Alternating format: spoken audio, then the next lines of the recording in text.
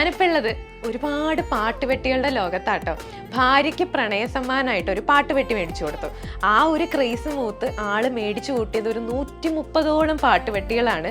മാത്രമല്ല 90s കിഡ്സിന്റെ ഒരുപാട് dream ആയിട്ടുള്ള കാസറ്റ്സും ക്യാമറാസും ഒക്കെ ഇവിടെ ഉണ്ട്. അതിൻ്റെയൊക്കെ ഒരു മാസ്മരിക ലോകത്താണ് ഞാനിപ്പോൾ നിൽക്കുന്നത്. അപ്പൊ കണ്ടാലോ? നമ്മുടെ എല്ലാവരും വീട്ടിൽ ഡിജിറ്റൽ ഡിവൈസുകളാണ്. കാരണം ഡിജിറ്റലിൻ്റെ ഒരു വരവോടുകൂടി അനലോഗ് ഐറ്റംസ് എല്ലാ വീടുകളിൽ നിന്നും തള്ളിയ ആൾക്കാർ. അപ്പം നമ്മളെ അപ്പോൾ അതുകൊണ്ട് ഒന്ന് കളക്ട് ചെയ്ത് നോക്കാമെന്ന് ഓർത്ത് കളക്ട് ചെയ്താണ്.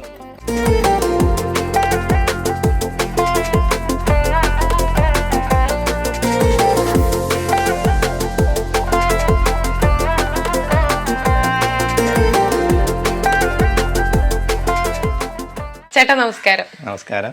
പേര് അരുൺ അല്ലേ? അതെ. എങ്ങനെ ഇത്രയും ഒരു കളക്ഷൻസും കാര്യങ്ങളും ഒക്കെ ഇങ്ങനെ കളക്ട് ചെയ്യാന്നൊക്കെ തോന്നി തുടങ്ങി? കാരണം ആർക്കും അങ്ങനെ മനസ്സിൽ പോവില്ല ഈ ഒരു വിന്റേജ് പീസൊക്കെ ഇങ്ങനെ കളക്ട് ചെയ്ത് കണ്ടുപിടിച്ച് കളക്ട് ചെയ്ത് അങ്ങനെ വീട്ടിൽ വെക്കാം എന്നുള്ളത്.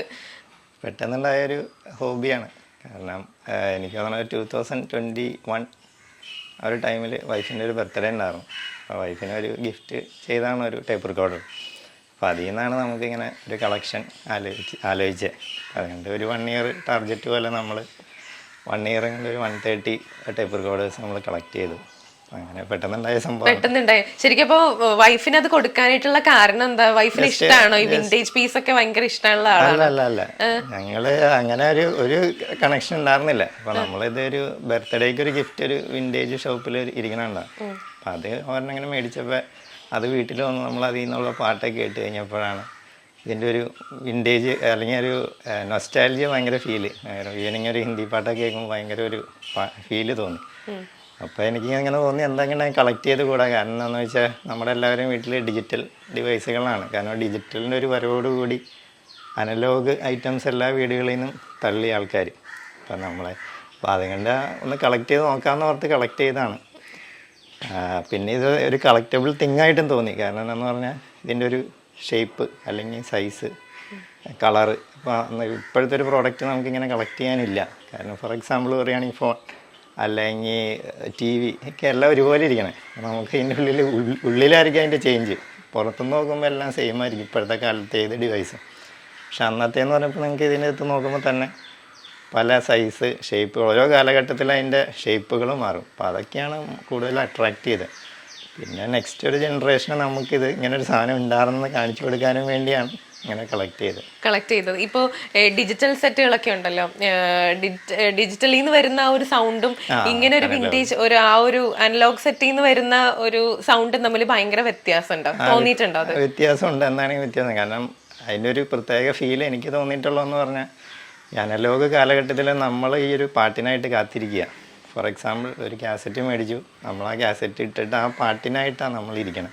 അപ്പോൾ അതുകൊണ്ട് ആ ഒരു പാട്ടിന് ഭയങ്കര ഫീലാണ്. കാരണം ഇപ്പോൾ നമ്മൾ ആ കാസറ്റാണെങ്കിൽ തന്നെ ഏത് സിനിമ അല്ലെങ്കിൽ ആരാ പാട്ട് എഴുതിയേക്കണേ, ആരാ പാടിയേക്കണേ, ഇതെല്ലാം നമ്മുടെ ഉള്ളിൽ തന്നെ വരും. പക്ഷെ ഇപ്പോഴത്തെ ഒരു കാലഘട്ടത്തിൽ അങ്ങനത്തെ ഒരു ടൈമില്ല. കാരണം നമ്മൾ പാട്ട് കേട്ടാൽ ബാക്കെൻ്റെ പാട്ട് കേൾക്കണേ. നമ്മൾ നമ്മുടേതായ പണിയിലായിരിക്കും. നമ്മളങ്ങനെ ശ്രദ്ധിക്കാൻ പോകാറില്ല. അപ്പോൾ അത് തന്നെയാണ് ആദ്യത്തെ ഒരു ഡിഫറൻസ് എനിക്ക് തോന്നിയിട്ടുള്ളത്. അതുകൊണ്ടാണ് അതിൻ്റെ ഒരു ഫീല്. കാരണം കാസറ്റ് കട ഇടുമ്പോൾ ആ ഒരു എനിക്ക് പ്രത്യേകിച്ച് അങ്ങനെ തലവേദനയൊന്നും എടുക്കാറില്ല. വേണമെങ്കിൽ ഫുൾ ഡേ പാട്ട് കേട്ടിരിക്കാം. ഞാൻ എങ്ങനെയാണ് ഇരിക്കാറ്. ഇപ്പോൾ ഇങ്ങനെ ഇതൊക്കെ കളക്ട് ചെയ്യുന്നത് കാരണം എന്താണെന്ന് വെച്ചാൽ ഭയങ്കര പാടുള്ള കാര്യമാണ്. എല്ലാവരുടെ അടുത്തും ഇങ്ങനെ സെറ്റുകളും കാര്യങ്ങളും ഉണ്ടാവണം എന്നില്ല. എങ്ങനെ ഇത് കണക്ട് ചെയ്യുന്നത് ആളുകളെ? ചെയ്തെന്ന് പറഞ്ഞാൽ ഞാൻ പറഞ്ഞില്ല, ഞാൻ 21 മാർച്ച് തൊട്ട് 22 ഏപ്രിൽ ആ ഒരു 1 ഇയർ പീരീഡിലാണ് കളക്ട് ചെയ്തത്. ആ ഒരു സമയത്ത് നമ്മുടെ ഒരു കോവിഡ് ഒക്കെ കഴിഞ്ഞ് നമ്മളൊക്കെ ഒന്ന് ഇറങ്ങിയ ഒരു ടൈമാണത്. അപ്പോൾ ഇപ്പം എനിക്ക് ഇങ്ങനെ ഒരു ചിന്ത വന്നാൽ ഒരിക്കലും കളക്ട് ചെയ്യാൻ പറ്റില്ല. കാരണം എന്താണെന്ന് പറഞ്ഞാൽ ഫസ്റ്റ് തിങ് പ്രോഡക്റ്റ് ഇല്ല. കാരണം ഈ ഒരു പ്രോഡക്റ്റ് ഇത്രയും ക്വാളിറ്റിയിൽ ഇനി ഒരു കമ്പനി ഇറക്കാൻ പോകണില്ല. ഫസ്റ്റ് തിങ് ഇനി ഇറക്കിയാൽ തന്നെ ഇത്രയും ക്വാളിറ്റി ഉണ്ടാവില്ല. കാരണം ഇതൊക്കെ ലൈഫ് ലോങ് ക്വാളിറ്റിയിലാണ് അന്നത്തെ ജാപ്പനീസ് കമ്പനികൾ ഇറക്കണം. അപ്പോൾ ഈ സെറ്റുകളൊന്നും ഇന്ത്യൻ മെയ്ഡല്ല, എല്ലാം പുറത്തുനിന്ന് പഴയ കാലത്ത് ഗൾഫിൽ നിന്ന് വന്നവർ കൊണ്ടുവന്ന സെറ്റുകളാണ് കളക്ട് ചെയ്തത്. ഇത് കളക്ട് ചെയ്ത രീതി എന്ന് പറഞ്ഞാൽ ആ കാലത്ത് ഒരാളെ കിട്ടിയ ആളുടെ കാലത്തെ ആരൊക്കെ വീട്ടിലാണ് ഇങ്ങനത്തെ സെറ്റുള്ളതെന്ന് പറഞ്ഞു തരും. അപ്പോൾ അങ്ങനെ കളക്ട് ചെയ്ത് ഞാൻ കേരളം മൊത്തം കറങ്ങിയിട്ടുണ്ട്. അപ്പോൾ ആ കാലത്ത് ഭയങ്കര ക്രേസായിരുന്നു.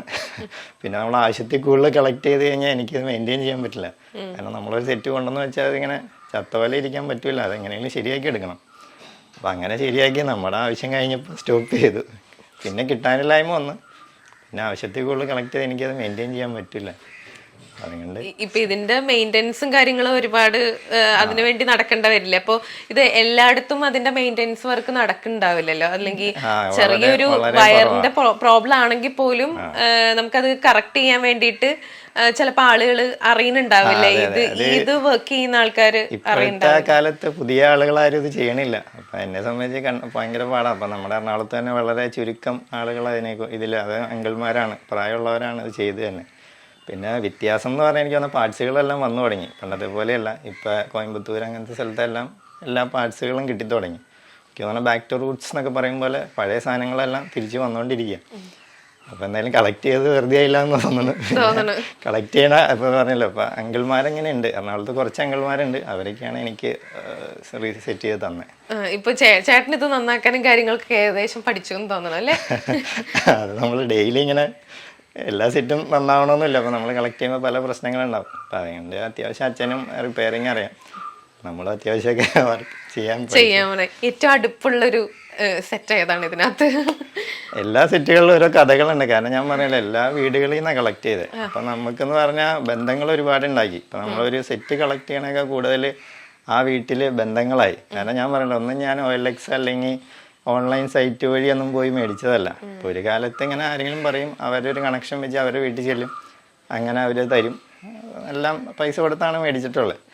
അപ്പോൾ സത്യം പറഞ്ഞാൽ ഈ ഒരു കളക്ഷനുകളിലും ഉപരി നമുക്ക് ബന്ധങ്ങളാണ്. അപ്പോൾ ഒരു നാട്ടിൽ അവിടെ ചെന്നാൽ എനിക്ക് അവരെന്താണെങ്കിലും ഇപ്പോഴും വിളിക്കാം, അവർ ഫുൾ ഹെൽപ്പ് ചെയ്യും.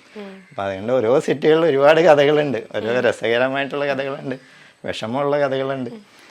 പിന്നെ ഇഷ്ടം എന്ന് പറയാൻ ആദ്യത്തെ ഒരു സെറ്റാണ് ഏറ്റവും ഇഷ്ടമുള്ളത്. ഈ ബാക്കിലേക്കാണ്. അപ്പൊ അത് ഞാൻ ഗിഫ്റ്റ് കൊടുത്തൊരു സെറ്റാണ്. അവസാനം ഒന്നും അങ്ങനെ ഇല്ല, ഇനിയിപ്പോ നല്ലതൊക്കെ വന്നാൽ എടുക്കും. ഏറ്റവും കൂടുതൽ വില കൊടുത്ത് മേടിച്ചിട്ടുള്ള ഒരു സെറ്റ് ഏതാ? ചിലപ്പോ നമുക്കിങ്ങനെ ഭയങ്കരമായിട്ട് ഇഷ്ടപ്പെടും. അപ്പൊ അവര് തന്നോന്നില്ല. ചിലപ്പോ എവിടെയെങ്കിലൊക്കെ പോകുമ്പോഴായിരിക്കും കാണണേ, അല്ലെങ്കിൽ അങ്ങനെ മുകളിലിരിക്കുന്ന സെറ്റുകളൊക്കെ ആയിരിക്കാം വില കൂടുതലുള്ള സെറ്റുകൾ. ഫോറിൻ സെറ്റുകളാണോ? എല്ലാം ഫോറിൻ സെറ്റുകളാണ്. അപ്പൊ ചിലതൊക്കെ എനിക്ക് തോന്നുന്നത് ഈ മൂന്നാമതിരിക്കുന്ന സെറ്റൊക്കെ ആ ഒരു ചേട്ടൻ പഴയ കാലത്ത് എയർ ഇന്ത്യയുടെ സ്റ്റിക്കർ വരെ ഉണ്ടായിരുന്നു അതിന്റെ സൈഡിൽ ഒട്ടിച്ചിട്ടുണ്ടായിരുന്നു. പുള്ളി 95-ലാണ് വന്ന ഒരു ഇതുവരെ. ഞാൻ അത് ജസ്റ്റ് റിമൂവ് ചെയ്തതാ. അപ്പൊ ആ പുള്ളി അത്രയ്ക്ക് തരാനിരുന്നല്ല, പിന്നെ എന്റെ ശല്യം കണ്ടിട്ട് പുള്ളി അവസാനം നമുക്ക് തന്ന. അങ്ങനെ വെറുതെ തരുന്നല്ലോ, ചിലപ്പോ പൈസ മേടിക്കത്തില്ല. അപ്പൊ ഞാൻ ചോദിക്കണ വെറുതെ ആരും തന്നിട്ടില്ല. എല്ലാരും പൈസക്കാണ് തന്നിരിക്കണേ. അപ്പൊ ഏറ്റവും കൂടുതൽ പൈസ കൊടുത്ത് മേടിച്ചിട്ടുള്ള സെറ്റ് ഏതാണെന്നാണ് ഞാൻ ചോദിച്ചത്. പൈസ വേണോ? കാരണം അല്ല, ഇപ്പൊ കളക്ട് ചെയ്ത പോലെ അല്ല. അപ്പൊ നമ്മൾ കളക്ട് ചെയ്യണ സമയത്ത് നമ്മുടെ വീട്ടിലാണെങ്കിലും ഇതെന്താ ഉദ്ദേശം എന്ന് അവർക്കും തോന്നിയിട്ടുണ്ട്. കാരണം നമ്മള് 1, 2, 3 ഇങ്ങനെ വന്ന് 10, 15 ഒക്കെ ആകുമ്പോ വീട്ടിലും പ്രശ്നം ഉണ്ടാവും. വൈഫിന് കുഴപ്പമുണ്ടായിരുന്നില്ല. പിന്നെ വീട്ടിലെന്താ ഉദ്ദേശം എന്നൊക്കെ ചോദിച്ചാൽ പറയില്ലല്ലേ വീട്ടിൽ എത്ര രൂപയാണ് മേടിച്ചത്, അവരൊന്നും പറയില്ല അല്ലേ? ഇതുവരെയായിട്ടും പറഞ്ഞല്ല. പിന്നെ നമുക്ക് തന്നെ അറിയാം. കാരണം ഞാനിത് മേടിച്ച റേറ്റ് അല്ല ഇപ്പോഴത്തെ റേറ്റ്. കാരണം ഇപ്പൊ ഡബിളാ. അല്ലെങ്കിൽ നിങ്ങൾക്കാണെങ്കിലും ചെന്ന് ഇപ്പൊ പല സ്ഥലത്തും നോക്കാം, അല്ലെങ്കിൽ പല സ്ഥലത്ത് ചോദിക്കാം. ലക്ഷങ്ങള് വില മതിക്കുന്ന സംഭവങ്ങളാണ് ഈ റൂമിൽ ഇരിക്കുന്നത്. അങ്ങനെയല്ല, എന്തായാലും ഡിമാൻഡ് ആവും. കാരണം നമ്മളിപ്പോ പറഞ്ഞില്ല, എല്ലാം തിരിച്ചു വന്നോണ്ടിരിക്കുക. അപ്പൊ നാളെ ചിലപ്പോ ഇത് ഞാനൊരു അസറ്റ് പോലെയാണ് മേടിച്ചത്. പിന്നെ നാളത്തെ ഒരു ജനറേഷൻ ഇത് എന്താന്ന് കാണിക്കാനും കൂടിയാണ് മേടിച്ചത്. പിന്നെ ആദ്യം പറഞ്ഞൊരു ഉത്തരം, വീട്ടിലെ പ്രശ്നം എന്ന് പറഞ്ഞാൽ വീട്ടുകാർക്ക് ആദ്യം മനസ്സിലായില്ല. പിന്നെ നമ്മളിത് എന്താ പറയാ, ആവശ്യമില്ലാത്തൊരു കാര്യത്തിനല്ല സ്പെൻഡ് ചെയ്യണം. ഈവൻ ലിക്കറോ അല്ലെങ്കിൽ അങ്ങനത്തെ ഒരു സാധനത്തിനല്ല നമ്മൾ എമൗണ്ട് സ്പെൻഡ് ചെയ്യണമെന്ന് തോന്നിയോണ്ടാണ് പിന്നെ അവർ സപ്പോർട്ട് ചെയ്യുന്നത്. ഇപ്പൊ ഇതൊരു ഓഫ്ലൈൻ സ്പേസ് എന്നുള്ള രീതിയിലേക്ക് ആക്കാൻ വേണ്ടിയിട്ടുള്ള ഒരു, അതായത് ആളുകൾക്ക് വന്നിരിക്കാം. അത് ചിലപ്പോ നിങ്ങൾ പോലെ അറിയുന്നുണ്ടാവില്ല.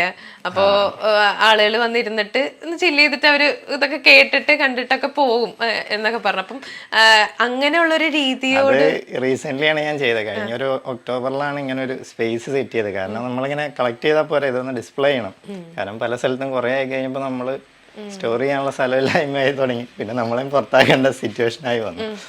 അങ്ങനെ വന്നു കഴിഞ്ഞപ്പോൾ നമ്മളിങ്ങനെ ഒരു സ്പേസ് സെറ്റ് ചെയ്തിട്ട് ഇങ്ങോട്ട് വെച്ചത്. ഈ ഒരു സ്പേസ് ഞാൻ ഓഫ്ലൈൻ സ്പേസ് എന്നാണ് പേരിട്ടേക്കണത്. അതായത് എന്താ പറയാ, ഒരു ഡിജിറ്റൽ ഡിവൈസ് ഫുള്ളി പ്രോഹിബിറ്റഡ് ആയിട്ടുള്ള ഒരു സ്പേസ്. അതിൻ്റെ ഒരു കാരണം എന്ന് പറഞ്ഞാൽ ഇപ്പോഴത്തെ ഒരു ജനറേഷൻ എനിക്ക് നമ്മൾ എന്താ ഒരു ടെക്നോളജി അല്ലെങ്കിൽ ഒരു AI കാലഘട്ടത്തിലാണ് നമ്മളെല്ലാവരും ജീവിക്കണത്.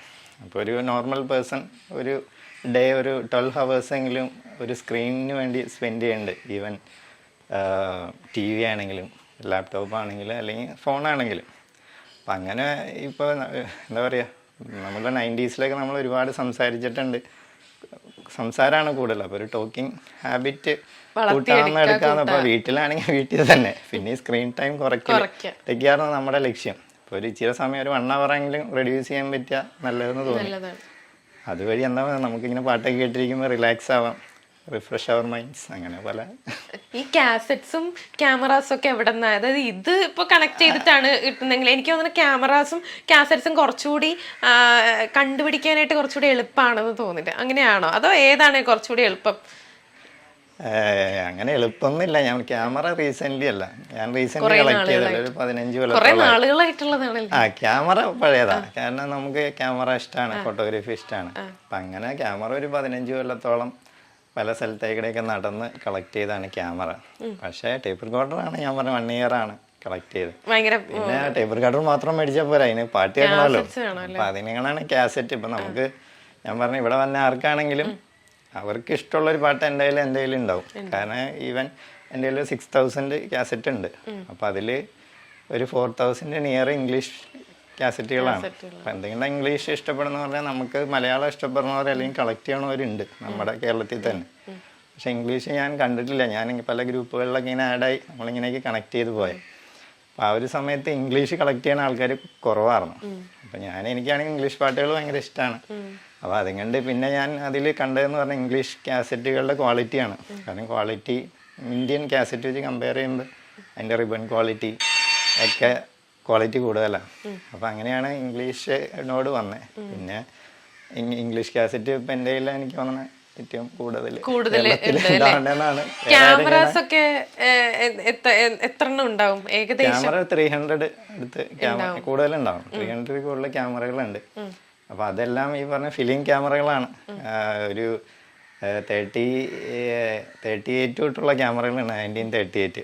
പിന്നെ ഒരു 90s വരെ ഇറങ്ങിയ എല്ലാ ഫിലിം ക്യാമറകൾ ഉണ്ട്. ഏതെങ്കിലും ഇതിനകത്തൊക്കെ വർക്ക് ചെയ്യുന്നത് ഉണ്ടോ? പഴയ ക്യാമറയാണോ? ക്യാമറയുടെ നമ്മുടെ ഫിലിം കിട്ടില്ലായ്മയാണ് ഇപ്പോഴത്തെ ഫസ്റ്റ് തിങ്. അല്ല, കിട്ടിയാൽ ഫിലിം കിട്ടും, പിന്നെ അത് വാഷ് ചെയ്യാനുള്ളത് എനിക്ക് കേരളത്തിലില്ലാന്ന് തോന്നുന്നു. ചെന്നൈയിലേക്കാണ് അന്വേഷിച്ചപ്പോൾ ഉള്ളത്. അതിൻ്റെ ഒരു പ്രശ്നമുള്ളൂ. ക്യാമറ പലതും ബാറ്ററി ഇട്ടാൽ വർക്ക് ചെയ്യും, പിന്നെ അങ്ങനത്തെയാണ്. ഇപ്പൊ ഇതാണെങ്കിലും ഈ ഒരു റേഡിയോ കാര്യങ്ങളാണെങ്കിലും വർക്ക് ചെയ്യുന്നുണ്ടല്ലോ എല്ലാം. റേഡിയോ ഞാൻ എടുക്കുകയാണെങ്കിലും കണ്ടീഷൻ ആക്കും. അതെന്താണെങ്കിലും വർക്ക് ചെയ്യും. കാരണം എന്താ പറയുക, ക്വാളിറ്റി അതാണ്. അന്നത്തെ പ്രോഡക്റ്റിന്റെ ക്വാളിറ്റിയാണ് അത്. ക്വാളിറ്റി അതാണ്.